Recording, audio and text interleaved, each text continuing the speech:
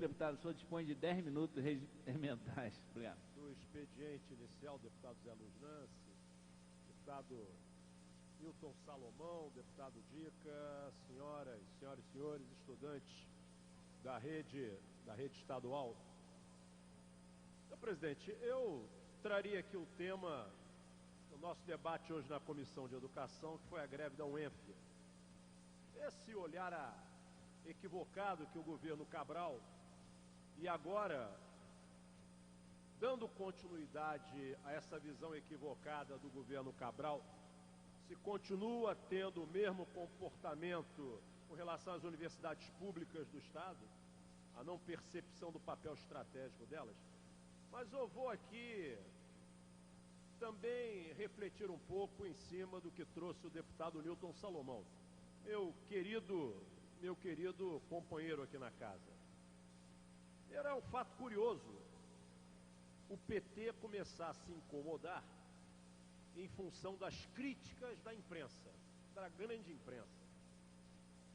O PT precisa entender que o país não foi descoberto depois que o Lula chegou ao poder.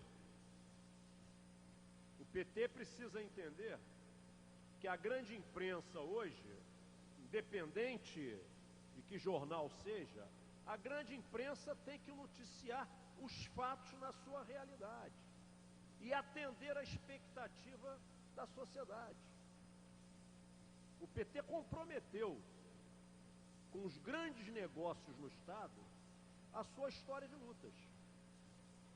Não venha o PT agora querer só mostrar o Bolsa Família, só mostrar a inclusão, e republicanamente temos que reconhecer que programas de distribuição de renda melhoraram a situação de boa parte da população anteriormente marginalizada. Mas não vem o PT agora querer justificar que esses programas podem compensar a roubalheira do Estado, podem compensar o desvio milionário na Petrobras, podem compensar os desmandos na Eletrobras, podem compensar a interferência política na gestão dos fundos de pensão. O PT, através do governo da presidenta Dilma, precisa se explicar à sociedade, sim, independente de que camada social pertença ao cidadão. Não pense a presidenta Dilma que vai atender a população e deixá-la satisfeita, onde alguns saqueiam o tesouro público e as empresas públicas e, por outro lado, acham que só as políticas compensatórias resolvem a satisfação da população. O PT precisa se justificar quando o presidente Lula tratou o Congresso de 300 picaretas. Ele foi o primeiro a fazer acordo com esses 300 picaretas. O presidente Lula usava adjetivos do ex-presidente Sarney, que todos nós conhecemos a saga da família Sarney no estado do Maranhão, e depois se transformou num dos maiores aliados do Sarney. O presidente Lula e o PT é que precisam se justificar à sociedade o que está acontecendo com a estrutura do Estado brasileiro. Ou o PT agora quer controlar a mídia como se tentou. Ou o PT não quer que o jornal o Globo fale dos desvios e roubos na Petrobras. Ou o PT não quer que o jornal o Globo denuncie os desmandos da Eletrobras. Ou o PT não quer que o jornal o Globo trate da interferência e desvio de recursos dos fundos de pensão, do mensalão. Olha, senhor presidente, com todo respeito ao colega Newton Salomão, o PT precisa se explicar sim. E não quer agora controlar a mídia. Não queira agora que essas questões todas começam a aflorar. Não queira agora responsabilizar a imprensa. Pelo contrário, o PT sempre foi fonte para a imprensa O PT sempre atiçou a imprensa, o PT sempre aplaudiu a investigação da imprensa, e agora que eles são a chamada vidraça, não querem mais que a imprensa cumpra o seu papel? Essa é a questão que está colocada. O deputado Newton Salomão busca rotular o senador Aécio Neves no agronegócio. Ora, quem tem equilibrado a balança comercial do país é o agrobusiness, são as commodities do campo. É através do recurso produzido com agrobusiness que pode-se ter os programas compensatórios da distribuição de renda do Bolsa Família.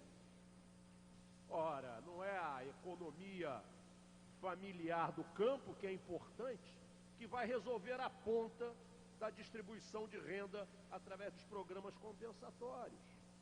Aliás, esqueceu de citar aqui o deputado Newton Salomão, volto a falar, meu cordial companheiro, que o presidente Lula está buscando em São Paulo um vice para o candidato do PT no agronegócio.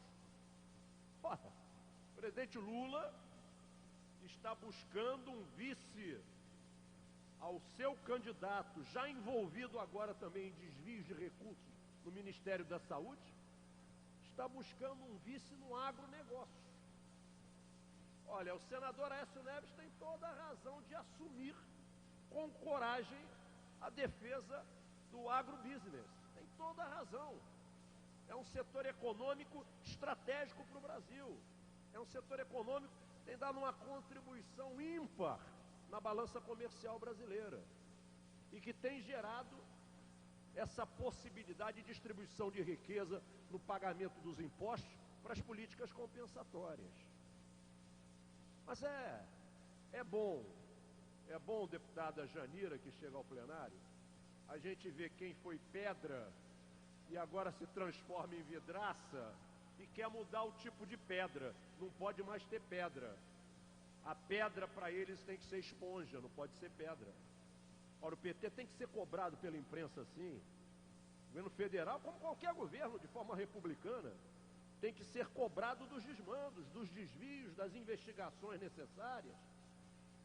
A sociedade brasileira está se defrontando a um elenco enorme de desvios, de malfeitos, segundo diz a presidenta, malfeitos, vão ser investigados. São ser investigados.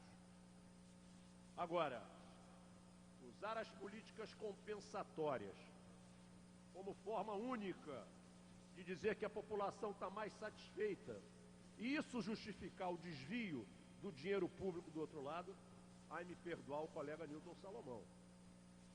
O Globo precisa continuar denunciando, sim, investigando pela imprensa, sim. E o que a sociedade quer, até porque a sociedade está mais desperta com relação aos seus direitos e deveres também. Uma melhor distribuição de renda, é verdade, o PROES, o ProUni, a ampliação da oferta da vaga da universidade pública, que temos que reconhecer, aconteceu no governo Lula, é verdade. Isso traz um outro posicionamento da sociedade. Isso não justifica não ter transparência no uso dos recursos do Estado, não ter transparência no dinheiro das empresas públicas. Então está na hora sim de todos nós que estamos em outro campo político cobrarmos respostas de quem é governo com relação a esses desmandos. Mas, senhor presidente, encerrando, volto aqui à nossa reunião de hoje pela manhã e volto a insistir num apelo ao governador Pezão. Apelo, questão da FENORTE em Campos. Nós hoje tivemos a presença da representação da Secretaria de Ciência e Tecnologia, a presidência da FENORTE, a reitoria da UENF, servidores da FENORTE da UENF, os sindicatos, o deputado Roberto Henrique, um valoroso companheiro daquela região, e ficou claro para todos nós, senhor presidente, que não tem o porquê o governo negar a transferência dos servidores estatutários da FENORTE para a UENF. A UENF é estratégica. A FENORTE perdeu completamente o significado da sua existência. ela só existiu enquanto foi a mantenedora da UENF. No momento que a UENF adquire a sua autonomia e personalidade jurídica, a FENORTE deixa de ter um papel a cumprir no interior do Rio de Janeiro. Gastar 10 milhões por ano numa fundação que não tem mais nenhum foco, gastar 10 milhões por ano numa fundação que só serve para atender a luta política da região, impedir que quase 100 servidores concursados como os da UENF possam se transferir para a UENF e atender parte das necessidades da mão de obra técnica administrativa que a universidade tem. A UENF precisa incorporar aos seus quadros 200 servidores, além dos 500 em atividade, para poder atender aos novos desafios. Por um lado, o governo não autoriza concurso para a UENF. Na outra ponta, nós temos quase 100 servidores concursados da FENORTE dentro da UENF, não fazendo nada e pedindo as suas transferências para a UENF. Que se discuta depois a questão da FENORTE, se vai continuar existindo ou não. Fica claro para a gente que ela já acabou há muito tempo, ela já está extinta há muito tempo. Foi o que eu falei na reunião hoje, senhoras e senhores deputados. A FENORTE só não está extinta para aqueles 40 que têm cargo comissionado, porque para a população do Rio de Janeiro já está extinta há muito tempo. Ela não cumpre nenhum papel, ela não desempenha nenhuma função, ela não dá nenhuma contribuição, nem contrapartida desses 10 milhões por ano que o governo lá coloca. Agora, não transferir os servidores para a UENF é negar à UENF uma melhoria na qualidade da sua prestação de serviço. Eu faço aqui mais um apelo ao governador Pezão, que seja sensibilizado pela transferência, a favor dessa transferência dos servidores da FENORTE para a UENF. E o nosso apoio à greve da UENF, o nosso apoio integral ao movimento grevista da UENF, que também esteve presente hoje na nossa audiência pública, semestre letivo já comprometido, quando o letivo sequer começou na universidade.